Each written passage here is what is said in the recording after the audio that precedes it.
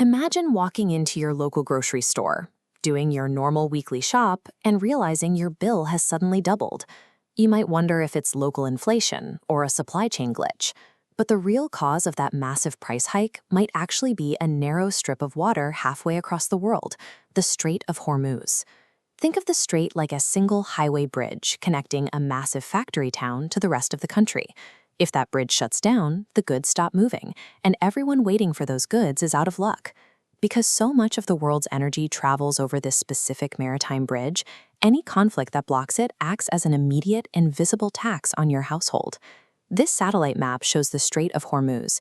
It's the narrow green-blue gap wedged tightly between the landmasses of Iran to the north and the Arabian Peninsula to the south, connecting the Persian Gulf to the open ocean. About 1/5 of the world's global oil, along with massive amounts of liquid natural gas, has to squeeze through this exact constricted corridor every single day. The countries producing all this energy do not have enough overland pipelines to bypass the water. They are locked in by these surrounding land borders, meaning they rely entirely on ships making it safely through the strait. This gives Iran a massive geographic advantage. They don't need a huge fleet of heady bombers to threaten this route. Instead, they use smaller, cheaper methods, like laying sea mines or deploying fast attack boats, to create risks that stop even the largest tankers. By holding this tiny geographic bottleneck, a single nation can squeeze the global energy supply without needing a massive conventional military. We know how much power this holds because we have seen it happen before. This photo shows the massive crowds that gathered during the 1979 Iranian Revolution. During that conflict, global oil prices more than doubled. We saw another severe shock in the early 1990s. As you can see from the dark smoke billowing behind this U.S. soldier during the Gulf War, threats to Middle Eastern oil fields caused prices to suddenly spike all over again. To understand why this hurts your wallet so much, think of oil like flour in a bakery. It is the foundational ingredient. This diagram shows how a single barrel of oil branches out into every sector of our economy, powering the tractors that grow our food, the factories that manufacture our goods, and the cargo ships that deliver them. When fuel gets expensive, it costs the farmer more to harvest crops, the factory owner more to run their machines, and the shipping companies more to move their containers. Those businesses cannot afford to simply absorb all those extra expenses, so they pass the financial burden straight to you. As these costs converge at the checkout counter, the total price of your everyday shopping cart inflates. A disruption in the Strait of Hormuz reaches far beyond the fuel tank in your car. It raises the price of everything from the bread in your pantry to the shoes on your feet. But here is the truly tricky part. The price of oil can shoot up to well over $100 a barrel before a single drop of oil is actually blocked from leaving the Middle East. How does that happen? It comes down to something called the futures market.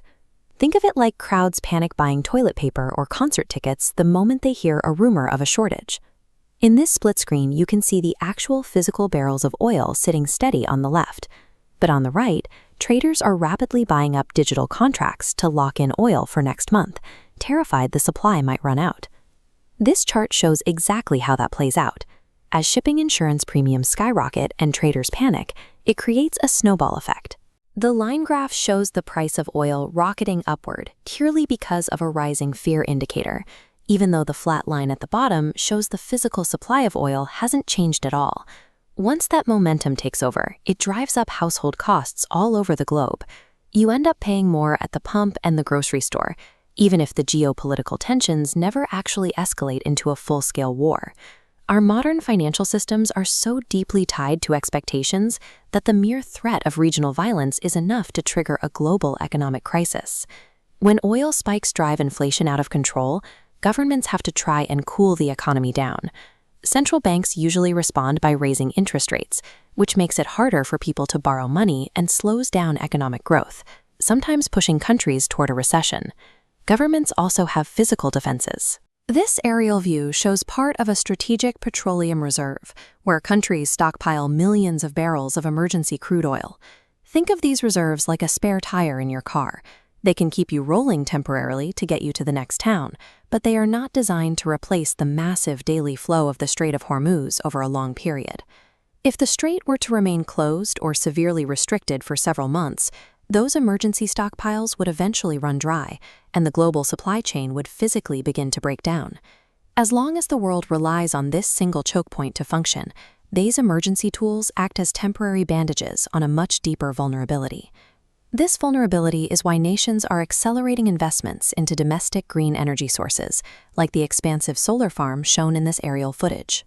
When a country generates its own power locally using wind and solar, it naturally reduces its reliance on imported fossil fuels that have to travel through dangerous maritime choke points. Building true energy independence at home makes a nation's economy much harder to push around when distant wars threaten shipping routes.